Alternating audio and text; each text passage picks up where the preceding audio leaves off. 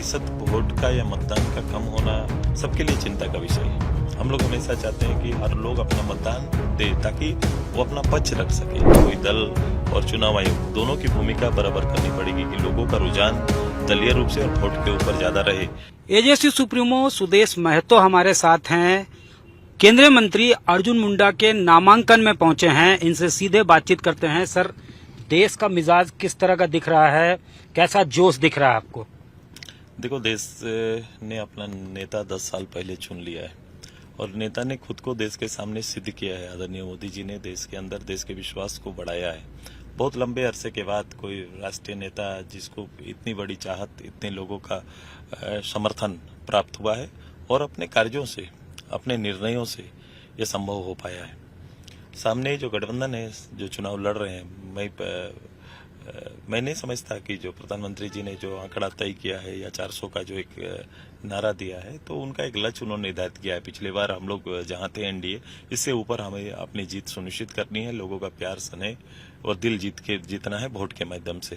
यही तैयारी हमारी है। और इंडिया गठबंधन के बारे में इंडिया गठबंधन के बारे में आप क्या चर्चा करेंगे? इंडिया गठबंधन तो जिसका कोई चेहरा ही नहीं है अभी तक, चूंकि ये देश का नेता चुनने का चुनाव है, ये कोई तो लोकल बॉडी चुनाव है नहीं कि आपको देश का नेता तय करना है। जब इतने गठबंधन, जो इतने दल जुड़े हुए हैं, उन्होंने अभी तक देश के लिए कोई नेता नाम तय नहीं किया है। मोदी जी का ना कोई विकल्प, ना इनका इंडिया गठबंधन का राष्ट्रीय कोई संकल्प है। हम लोग तो यही कर रहे हैं। सर, ये आप तमाम बातें जो कह रहे हैं वो बिल्कुल जो है आप अपने हिसाब से कह रहे हैं, बट ये कहिए कि सर 102 सीटों पे जो चुनाव हुआ है उसमें पोलिंग परसेंटेज काफी कम रजिस्टर हुआ है। ये कितना चिंताजनक है? एक तरफ आप लोगों का 400 पार का नारा भी है। नहीं, वो प्रतिशत वोट का या मतदान का कम होना सबके लिए चिंता का विषय है। हम लोग हमेशा चाहते हैं कि हर लोग अपना मतदान दे ताकि वो अपना पक्ष रख सके। तब जो चुनाव जीत के आते हैं, जो नेता चुन के आते हैं, तब उसको बहुमत का नेता हम लोग मानेंगे। पिछले बार भी ये रेशियो, चूंकि जिस सीजन में हम लोग चुनाव करते हैं ना, वो काफी गर्मी, ये बड़ा असर करता है। दूसरा कि कमिटमेंट को और जोर देना पड़ेगा कि अगर अब कोई दल और चुनाव आयोग दोनों की भूमिका बराबर करनी पड़ेगी कि लोगों का रुझान दलीय रूप से और वोट के ऊपर ज्यादा रहे। तो इसके लिए सार्थक रूप से दलीय पहल और चुनाव आयोग का भी पहल होना चाहिए। सर, पिछले बार 14 में से 12 सीटें जो है वो एनडीए फोल्डर को गया था, 11 जो है बीजेपी को और 1 आप लोग एजेएसयू जीते थे। इस बार क्या लगता है 14 में कितनी सीटें, वो सारे सीटें जो है उसको आप लोग रिटेन कर पाएंगे? कहीं कंटेस्ट भी देखते हैं किसी सीट पे? चुनाव होगा तो आपको इस तरह से कंटेस्ट दिखेंगे, लेकिन हमारे यहाँ 14 लोकसभा की सीटें हैं। 14 लोकसभा की सीटों में से पिछले बार हम लोग ने गठबंधन के साथ 1 सीट आ चुका और 11 सीट हमारा भारतीय जनता पार्टी ने संयुक्त रूप से जीता था। अब हमारी तैयारी शेष 2 ही सीट का है कि हमारी कोशिश है कि अगर 400 का आंकड़ा देश के लिए तय है, तो हमारे लिए भी तो आंकड़ा तय है कि हम 14 के 14 सीट जीते। तो यही तैयारी हमारी है एनडीए का। यहाँ सर, एक लास्ट सवाल लेंगे कि एक कांग्रेस का जो मैनिफेस्टो आया है उसको लेकर काफी हंगामा हो रहा है।